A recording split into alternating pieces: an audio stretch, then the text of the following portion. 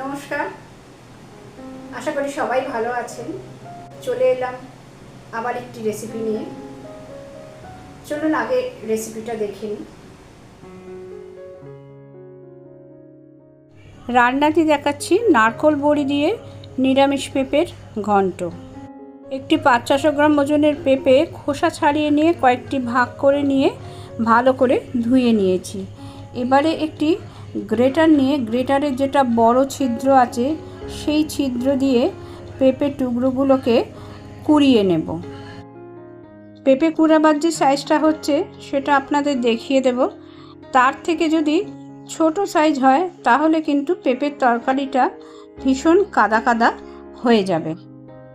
এবার একটি বড় সাইজের আলুকে ছোট ছোট কয়েকটা টুকরো করে কেটে নিয়ে ভালো করে ধুয়ে নিয়েছি আর সর্ষের তেলে আলুগুলোকে ভেজে নিচ্ছি।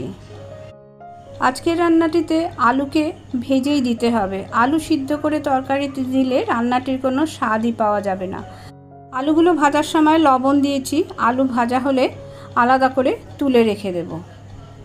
এবার সেই তেলেই বেশ অনেকগুলো বিউলি ডালের সাদা বড়ি ভেজে তুলে রাখলাম। বড়ি ভাজার তেলটাতে দিয়ে দিলাম শুকনো লঙ্কা, সাদা জিরে আর তেজপাতা।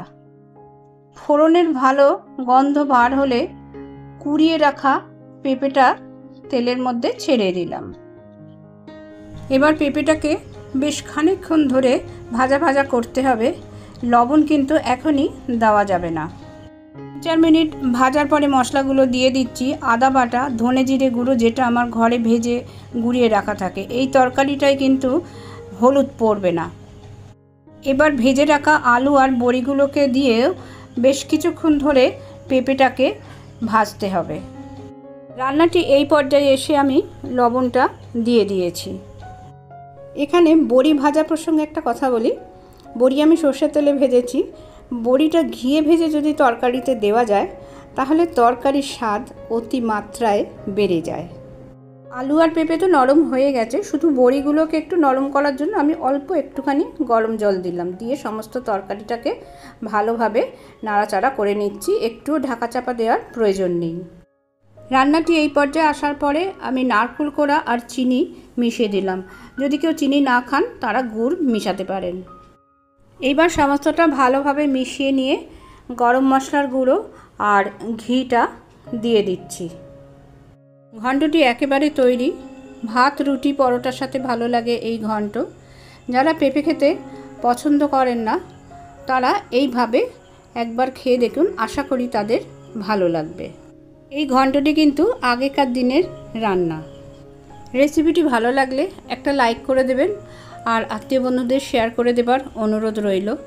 আর আমার চ্যানেলটিকে সাবস্ক্রাইব করে দেবারও অনুরোধ রইল।